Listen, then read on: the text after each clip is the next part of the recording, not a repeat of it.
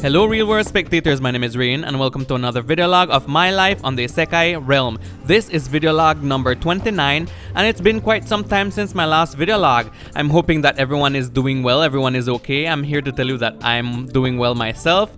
And silly me, the last time I did this honey farm here and I didn't even show the final product at the end, even though I did put it in the thumbnail.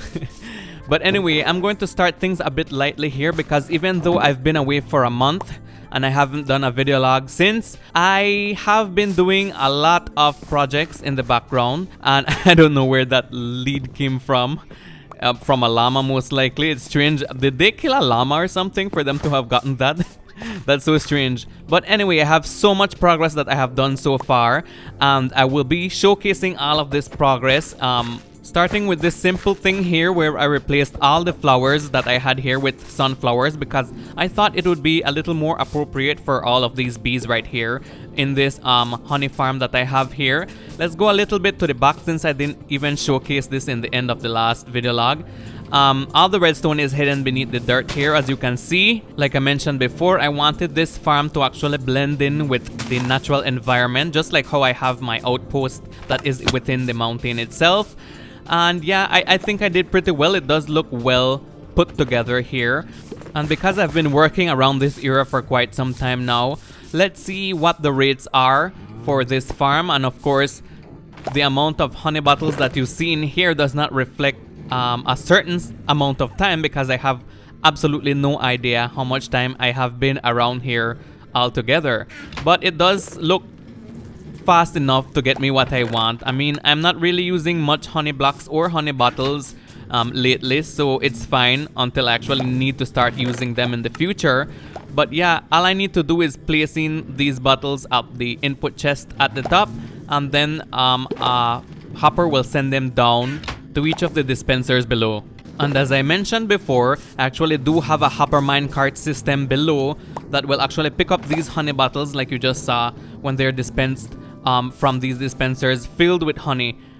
And I do need to fill up these right here with some more bottles later on when I get the chance. But anyway, remember that time a while back when I mentioned that I want to transport some mushrooms over here? Well, I finally did. I actually bred some of them and brought them over by boat. And I was supposed to do this from a long time, but I got distracted by that teleporting blue guy around Rasketron's place. So yeah, I do have plans for these guys. When there's a thunderstorm, I want to use a channeling trident and hit them with it so that lightning strikes them and they turn into what apparently is a brown mushroom, and they do have certain added benefits to them. So that's what I want to check out when I get the chance. There's another thing that I want to showcase. From my outpost all the way to the castle, I dug this cave here called the Stone Cave, and the purpose of this particular cave here is to get over to my castle safely when I don't have Elytra to fly or rockets or anything like that. So I've worked on this particular cave going all the way through here.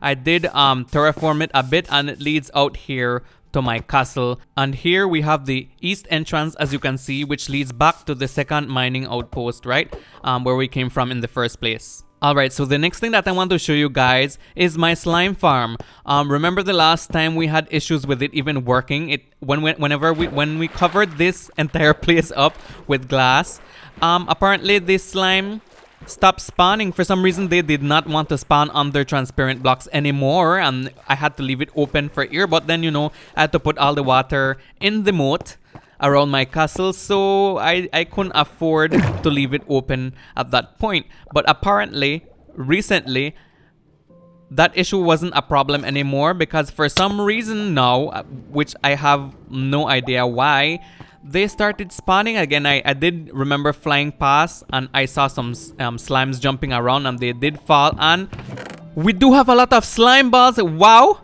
I didn't expect that at all. I didn't expect that much. I mean, I have been working in my castle and the mining outpost number 2 for quite some time. That's the reason why I have some honey bottles there, but I didn't expect so much slime balls in the first place. This is a bit like surprising, to be honest. Wow, I didn't expect that much in a short amount of time based on the fact that, you know, I mean, they weren't spawning in the first place for quite some time. This is amazing. I do have some redstone contraptions that I want to work on in the near future, but I mean, I have so much slime balls. I will turn these into slime blocks, and I'll put them to great use. I mean, I right now I don't see any slime spawning, but I'm sure it's because the mob cap is actually filled by zombies and all those stuff that spawn during the night. So probably during the day is when they are most likely going to be spawning within the farm and give me some more slime balls. Oh, I'm so thrilled right now because all that hard work digging out that entire area just for the slime farm, and then it wasn't working in the end. That was very disappointing, but I'm so glad that it started working again. So speaking about all the progress that I've been making so far, I have gotten a bunch of gunpowder, a lot, because I actually went ahead and made myself a farm, which I will show you a little later on. And I also managed to get a lot of iron ingots as well from Ruskatron's farm. But check this out. Completely filled. Other chest, completely filled. Top chest, completely filled. It actually overflowed. And right here we do have a lot of iron that like I said, I got from Ruskatron's iron farm. Completely filled chest, and I'm getting there with this. The yield for the iron of that farm is not very high, but you know, it works for me. So yeah, there is also something strange. The reason why I have this stone cube box thing here is because something strange happened to me, and I had to sort of die and respawn in order to get rid of it from my inventory. What happened was that I was getting some of the bee nests. The hell? Was that a creeper I saw just now? Huh, let me go and check quickly because I don't want any creepers in here catching me by surprise and then exploding and destroying everything. Oh, yeah, it was! It's a good thing I spotted it in the distance while I was getting rid of that stone cube. Anyway, like I was saying, we have a problem with bee nests and beehives. I had to kill myself and let all the drops fall into this chest using hoppers. Because look at this, check this out. I try to move it in my inventory and it goes back in. I can't do anything with it. So if I do break the chest and it ends up in my inventory and I want to remove it from my inventory, it actually stays in my inventory and cannot move from there. So I had to kill myself in order for me to get it out of my inventory using these hoppers to pick it up after I die and send it into that chest. And that's the reason why I built that cube, in order to keep all the items in one area. That way it can be funneled down safely into the chest below. Anyway, enough ranting from me. Let's get back to the progress videos where I got the go on right here. So, alright, this is called a sun pusher. It's not my design, so I didn't really want to show me building it. Maybe some other time I will show it. But basically what this does is save me from using too many of my rockets. So press this button here and it launches you high up into the air based on how much sand you have stacked up there, and from there you can fly up. Basically, it's like an elytra launcher. I really like it. It works really fine. It saves me from having to take off from the ground using my rockets. Remember the village that I woke up in? Well, I decided to do an outline so that just like the Plains village, that we actually did a fence around, like a sort of wall to protect all the villagers in here. This giant wall here that we did a very long while back to protect the villagers and for it to look actually really nice. I wanted to do that for the same thing for that taiga village there. Whew, it's already becoming nighttime. So I did a border around it, and as you can see, it's circular because that's the idea I wanted for it. Something a little more circular as opposed to the other one that was a little angular. Yeah, so I will work on that in the background at some point. Not now. But I just wanted to share with you guys that I already have plans to actually start that. But enough about future plans. We're not here to talk about plans that have yet to come to pass, right? We're talking about progress that has already been done. Therefore, to display to you guys the progress videos that I've been talking about from the beginning of this video log. So let's go in this direction, basically in the direction where LPT5's ravine base is, because I actually built something there that's more appropriate for it, because the entrance to the base was basically a pitfall down to the ravine itself, where there was some sort of secret entrance. Well, not really a secret entrance, but basically a creeper blew up the place, and you know, yeah. But I do have all of these pillars of oak wood here because I wasn't sure what kind of trees I wanted to build, so I just left them there as placeholders for now. But this is the main attraction here, the actual entrance that I created into LPT5's base. Some of you guys may have remembered that all over here was filled with water. I decided to terraform it and add in a lot of grass blocks, and this is basically to keep with the theme of it because it was a water pitfall down to the bottom. I decided to make somewhat like a well sort of thing here going on here. Oh, I was looking for that bed. I was wondering what I did with it. Didn't realize I left it here. Anyways, yeah, so let's take a quick flight up so we can see what it actually looks like from a little bit higher up. And I do want to continue working around in this area and make it better, but I think this entrance is suitable enough. So basically just open this trapdoor and fall all the way to the bottom like this. You will be safe because of the water at the bottom. And yeah, it's like a well sort of. I wanted to keep with that theme so that we can make an appropriate secret entrance in order to get down to LPT5's base. So as you can see, the same thing applies here, and we just get past all of this right here, and there we go. This is the entrance that was always here. I just modified it a bit so that we can have something really nice to actually come down here for once, because it was a little bit too dangerous and filled with mobs and such. But yeah, nothing in here has changed really. I left it the same because this is LPT5's base after all. And as you can see, I made a portal here to get here easier from the nether, which is great because I don't want to be using that entrance all the time and trekking all the way up to this area over here, which was his homestead, his or her homestead. I'm not sure who LPT5 was in the first place, but anyways, that's for another time. Let's continue with the progress that we have done so far, because we're just beginning to showcase what I've done so far, and there's also stuff that I want to do during this video as well. What we have here is what I'd like to call a MUX Read den. It's basically a den in the ground that triggers raids. Yes, it triggers raids. I have fixed it up with a villager and a bed there, and a workstation for it as well, because we do want to keep them happy. They want to be busy and be useful or whatever, right?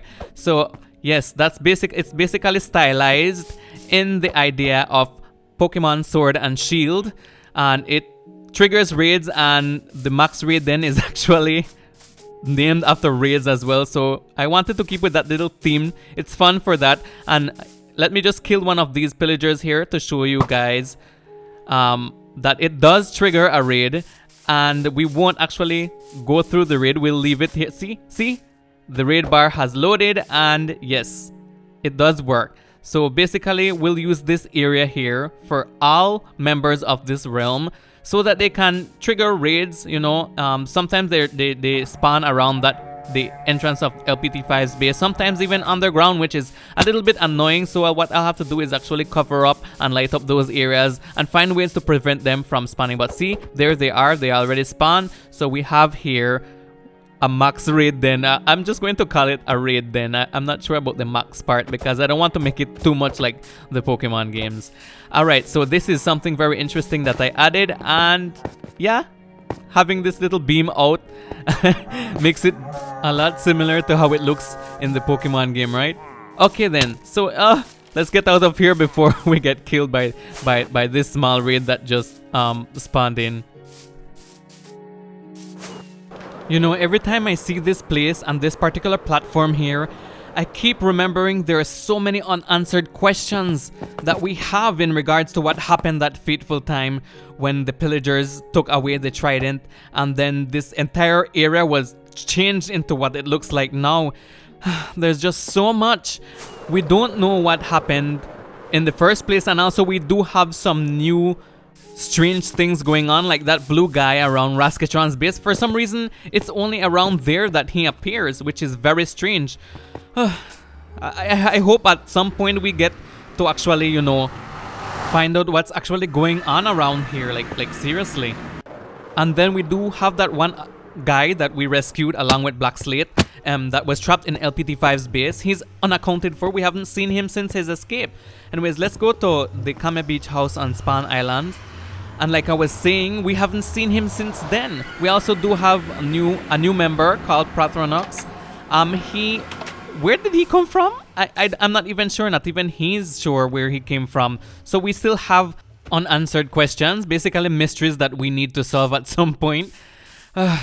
Anyway, maybe one day we get to find out these answers. In the meantime, let's go in that direction because there's not very much progress that has been done here on this island so far, but we are going to get some done during this video log here. But let's go over here to this Colosseum area. I did a bit of terraforming around it. As you can see here, we have sand going all the way around it because it was basically just floating over the water the entire time. So I went ahead and did a little bit of terraforming around that just so that it looks stable enough, you know, and it's not really floating over the water without any support. What we're going to work on right now is actually the removal of this project center here because we don't really use it at all. The only thing we actually used it for before was to store the quartz for the Colosseum project. So I'm going to remove it from there and actually build something else there. Oh, and I was thinking with this little water here, I want to build a bridge across so that we can get to that side and maybe remove this entire Pac-Man build from here because it's not being used anymore and I already got reluctant permission for me to have removed it. So yeah, let's start with this one first though. Let's remove this and then let's see what we can do next. So here we go. Only memories will remain about this building that was here. I mean, I did build it in a previous video log, but yep, out with the old, in with the new. It's all in the name of progress, right? At least that's what I'm telling myself. Then again, technically, it's not necessarily about out with the old, in with the new. I mean, this building doesn't really have a use and it doesn't make sense for it to still be here. I mean, it's better to use Spawn Island for builds that actually have purpose, I would say. So yeah, I mean, if we do need a building like this, like a project center in the near future, I can always build another one. Probably one that looks better than this one because this one, to be honest, was not very special. I wasn't sure what I wanted to build in the first place. And I'm sure most of you have seen that throughout this entire time, I've been progressing with my building skills and terraforming skills. So when I do build something in its place, it probably will be something better looking than what was here in the first place. You know what? Since I'm here on Spawn Island, I might as well go ahead and check the post office. My box does have mail, a single piece of paper, build shop. Oh, okay. I remember now. Raskitron actually asked me to help him by building an apothecary shop for him. Okay. Well, this is quite fortuitous. We can use this same area here that we just cleared out in order to build Raskitron's shop. So yeah. Okay, this is perfect timing. So I won't get rid of the Pac-Man just yet. Alright, so let's fix this area up a bit and then I'll get back to you when I am done building Raskitron's shop. My friends, I do believe that I have outdone myself on this one here. I'm a bit jealous with the turnout because, well, I do have a bookshop that I'm very proud of, but this building came out a bit taller. Are you ready for the reveal? This is the reveal. It's a very tall build. This is what I made for Raskitron. I think it turned out really well. Look how small my shop looks beside it. It looks so tiny beside it. I'm so jealous. It's frustrating. You know what that means? It means that I have to work on expanding my shop. I do have some other books that I can sell on another floor at the top. But anyway, like I said, I really liked the turnout of this build. We have so many fun details like the plants at the side, which is grass and ferns. We have texturized bricks. We also have awning above the window, just like my shop there. And we have lanterns hanging up from on high. I finally find a really nice use for lanterns in this build. And of course, this is Raskitron's apothecary shop.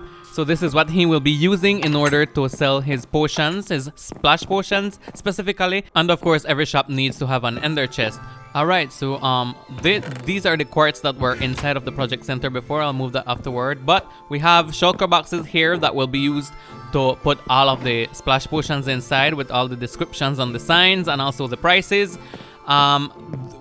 We don't have any use for the upstairs yet. That will be fixed in a later time when he decides that he wants to expand for other things, such as probably golden apples or golden carrots to sell within his apothecary shop. Alright, well, that's it for that. Let's take a quick flight up and see what it looks like. It does look very tall. It's taller. It's almost as tall. Is it as tall as the lighthouse? Probably. I love how it looks from here. I love the color palette that I chose for the roofing as well. So this is a great turnout, right? A bit later on, I'll probably work on my bookstore and make it a little bigger, and then maybe remove that Pac-Man from there if I do have time, like I said before, and then build something in its place. But for now, I want to focus on my rocket, because since I have a farm now, a gunpowder farm that deals with creepers, I can actually go ahead and change the prices for my rockets. First, it's 1 diamond for a stack, which is of 64. I want to change that completely and make it much more affordable for everyone that's living on this realm. And so I'll go ahead and find an anvil if there is still one inside of the post office. Maybe I can head over there right now. And then rename this rocket and change the price to something like, let's see, what would be a decent price to change it to, considering we have easier access to rockets. Let's see, how about 3 stacks for 1 diamond? So 1 diamond will get you 64 times 3. All right, I'd consider that progress. I'd consider that progress. Part of all the progress that we'll be having in this video log here. If anything, economic progress, because now for 1 diamond you can get an entire 3 stacks of rockets, so that you can fly about freely without having to be a little bit stingy with yourself. So there we go, 3 times 64 per your diamond. So I just need to restock the shulker box and everything will be great right here, right? So we have exact 3 stacks here, so that would be 1 diamond that would have been made there, right? So let me just get this from here and then I'll just refill it, and then we can move on to something else. Anyway, so now we're done with restocking the rocket, and since we're here, that direction over there is actually where the creeper farm is. So let's just take a quick flight over there, and as you can see, we're already there. It was not very far, and this thing is absolutely massive. It was necessary because the spawning rates for mobs are rather low here, especially when it comes to creepers, and so I had to create this specific farm here. And of course, I did not show it because it's not my design. I did not show how to build it. I'm not going to do a tutorial, but I will link the tutorial for this in the description below. That way you guys can try it out for yourselves. It works perfectly fine for myself. What you need is actually to see, there we have a creeper. We have a creeper up there, right? Already they basically think they can walk on top of these buttons, but they cannot, so they end up falling in the water, and then they get funneled into one of the holes there, and they get sent down here. They take enough damage when they fall, but not to die. And then we have a hopper minecart system collecting all the gunpowder. And also, if you switch this on, we have trident killers here, so it does mean that if I hold my fortune 3 sword, I get more drops. Just amazing. And of course, this does apply to the other sections as well. When they drop in, the trident killers will kill them, and holding my fortune 3 sword, I can collect more than normally would if they die on their own. And of course, we have to be on top of water because now drowns actually despawn, so it gives us better rates. You know, we have to make everything around here spawn proof in order to be efficient, right? Well, my friends, in the interest of not making this video too long and then losing your attention, because I recorded so much footage with my progress on the realm, I decided to split this video in 2, so this is where this particular one will end. Thank you guys so much for watching. As usual, if you liked it, please leave a thumbs up. If you haven't yet, please subscribe because it helps the channel out a lot.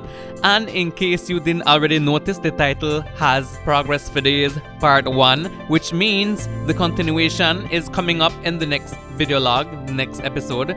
So look out for that. It shouldn't take too long because all of this was a bunch of footage that I just recorded because I wanted so much progress done. But because, like I said before, because I didn't want to lose anyone's interest while watching the video, by making the video too long, I decided to split it into 2 episodes. See you again soon, guys. Bye. I bet you thought you were going to see the blue guy at the end of this video log, but it was me, Rain. Still here waiting. See you guys in the next video log.